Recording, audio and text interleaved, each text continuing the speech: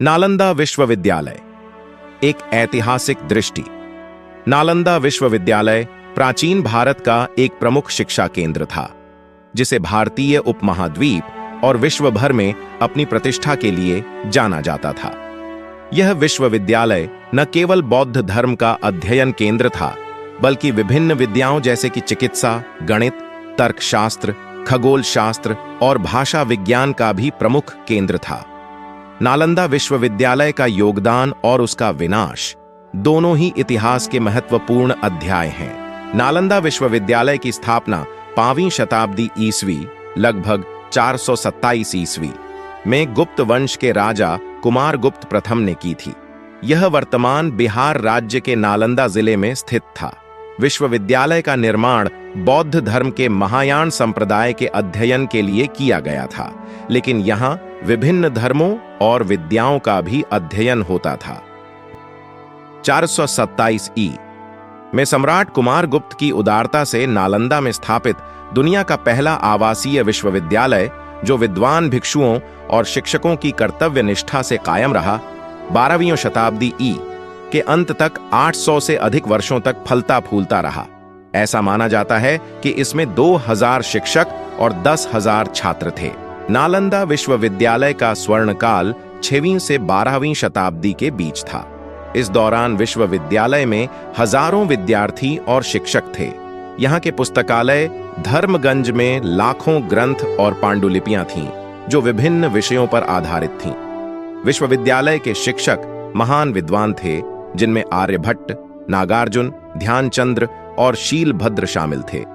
यहाँ पर अध्ययन करने के लिए केवल भारत ही नहीं, बल्कि चीन, Japan, Korea, Tibet, Mongolia, Sri Lanka और दक्षिण पूर्व एशिया के विभिन्न देशों से विद्यार्थी आते थे।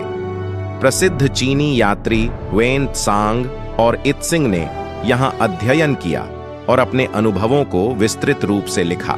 नालंदा विश्वविद्यालय का विनाश 1193 ईस्वी में तुर्की आक्रमणकारी बख्तियार खिलजी द्वारा किया गया। खिलजी ने बिहार पर हमला किया और नालंदा विश्वविद्यालय को निशाना बनाया। उसने विश्वविद्यालय को आग लगा दी, जिससे वहां के पुस्तकालय और ग्रंथ नष्ट हो गए। कहा जाता है कि पुस्तकालय में इतनी अधिक मात्रा में ग्रंथ थे कि वे 3 महीने तक जलते रहे। इस हमले का उद्देश्य बौद्ध धर्म और भारतीय शिक्षा प्रणाली को ध्वस्त करना था। हजारों भिक्षु और विद्यार्थी मारे गए या भागने के लिए मजबूर हुए। यह हमला भारतीय इतिहास में ज्ञान और संस्कृति के एक प्रमुख केंद्र के विनाश के रूप में देखा जाता है। नालंदा विश्वविद्यालय के विनाश के बाद भारतीय शिक्षा प्रणाली और बौद्ध धर्म को बड़ा झटका लगा। बचे हुए भिक्षु और शिक्षक अन्य क्षेत्रों में चले गए और वहां शिक्षा का प्रसार किया। तिब्बत, नेपाल और अन्य दक्षिण पूर्व एशियाई देशों में बौद्ध धर्म का प्रसार हुआ।